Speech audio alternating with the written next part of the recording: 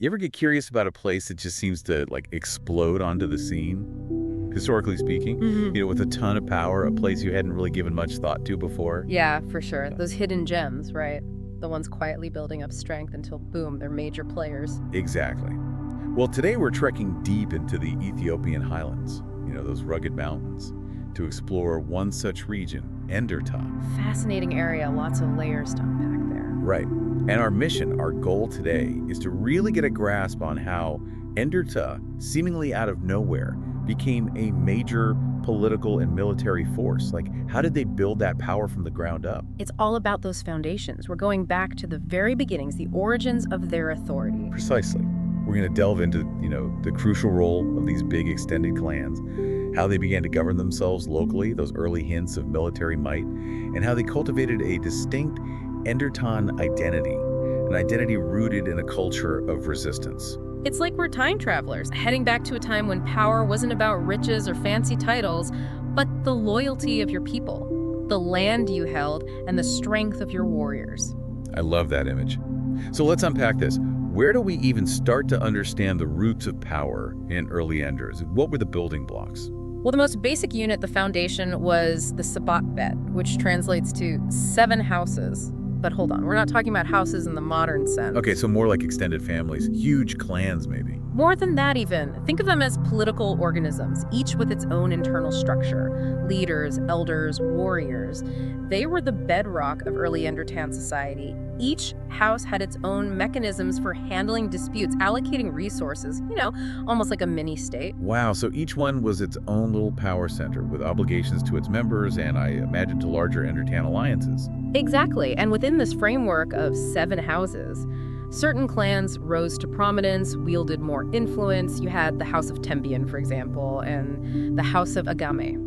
Now, it's important to note, this wasn't about inherited titles, kings and queens. It was about the authority these clan leaders earned through their actions, their wisdom. So less about a crown being passed down and more about the respect you commanded within your extended family through deeds, experience, that kind of thing. Exactly. And these leaders, they weren't just figureheads. They acted as judges, military leaders when called upon, and, crucially, stewards of the land, the clan's most valuable resource. That makes sense. So when did these influential clans really start to solidify this kind of authority? Was there a specific turning point? It's fascinating, actually. This development is closely tied to the decline of the Aksumite kingdom, that powerful empire that once dominated the region.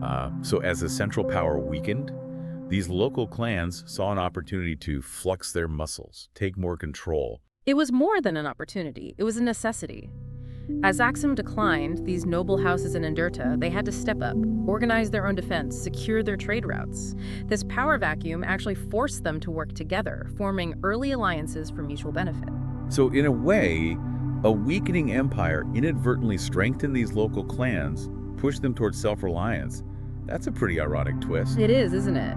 And this experience of, being forced to rely on themselves, on their neighbors, was crucial in shaping Enderta's political development. That makes a lot of sense. So you have these individual houses, these powerful clans, learning to operate more independently. How did they then transition from these separate entities into a more cohesive, larger regional unit with shared governance?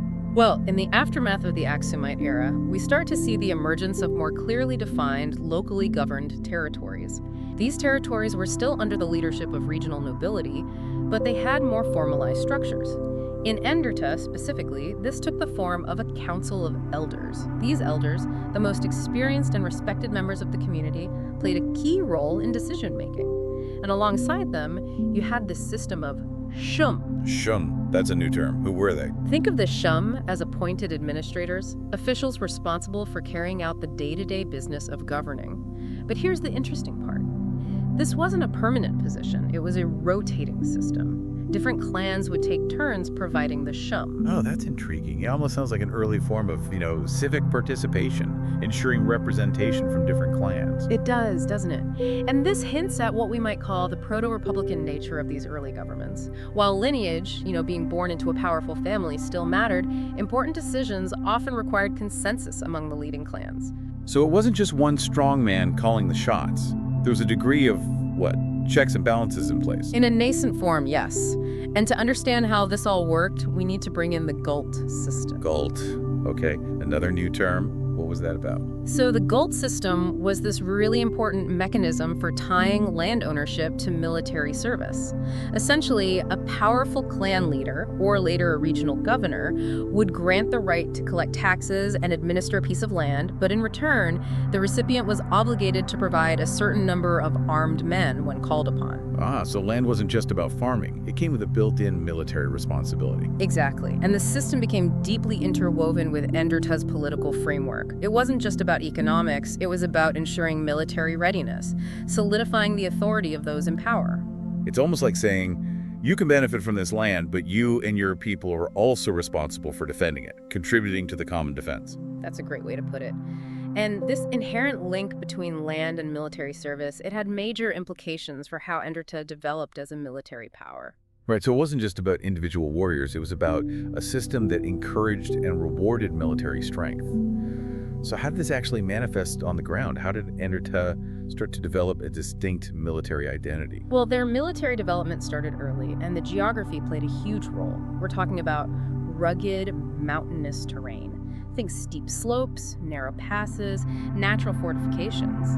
Growing up in this environment, the people of Enderta naturally became skilled in navigating and fighting in these challenging conditions. You can almost picture them, becoming one with those mountains, using the landscape to their advantage. Exactly. And they gained a reputation for their strategic use of high ground, their disciplined formations. Now, it might not always be front and center in the history books, but historical accounts do suggest that Enderta was already contributing troops to regional campaigns during the Zagwe dynasty. Ah, the Zagwe dynasty. That was back in the 11th to 13th centuries, right? That's right.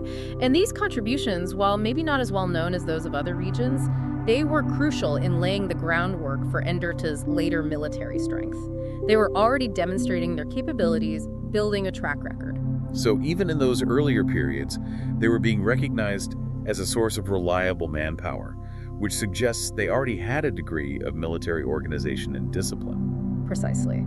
And by the time of the Solomonic restoration in the 13th century, Enderta had solidified its position as a semi-autonomous entity with its own well-established military elite. The nobles of Enderta, they weren't just landowners anymore, they were becoming warlords, tacticians, defenders of their independence. So military leadership became a core part of their identity, a key source of their authority. You mentioned Roswald Selassie, who lived much later, as an example of this. How does his story connect back to these earlier developments? Roswald Selassie, though he rose to prominence much later in the 18th and early 19th centuries, he embodies the enduring legacy of these earlier developments. His military skill, his ability to command a powerful regional force, these were rooted in the long tradition of military discipline and strategic thinking that had been cultivated in Enderta over centuries. So he's almost like a culmination of those deeply ingrained military traditions, a testament to their effectiveness. Exactly. And this brings us to another crucial element of Enderta's story: the development of a culture of resistance. What did that mean in their early history? Yeah, that's a really intriguing idea. It sounds like more than just fighting prowess, but a deeper mindset. Right. Enderta's strength wasn't just about physical factors or strategic advantages. It was about their ethos, their spirit. Facing repeated incursions from neighbors, attempts by larger powers to control them, they developed a culture where defense was paramount, core part of who they were.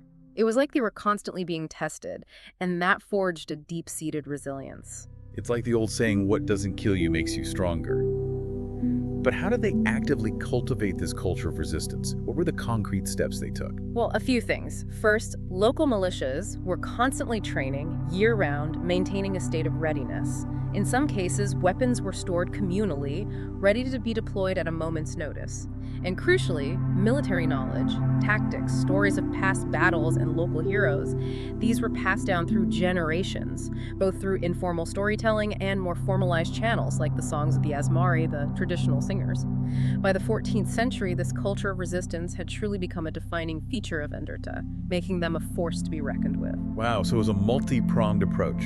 Constant preparedness, shared resources, and a powerful sense of collective memory and shared purpose. It was really impressive how they built this identity from the ground up. So looking back at all this, the clan structures, the unique governance system, the culture of resistance, what's the most important takeaway for understanding how Enderta became so powerful? The key takeaway is that these were the foundational elements, the building blocks, that allowed Enderta to emerge as a major player in later centuries. Their strong clan structures provided a base of loyalty, a pool of manpower.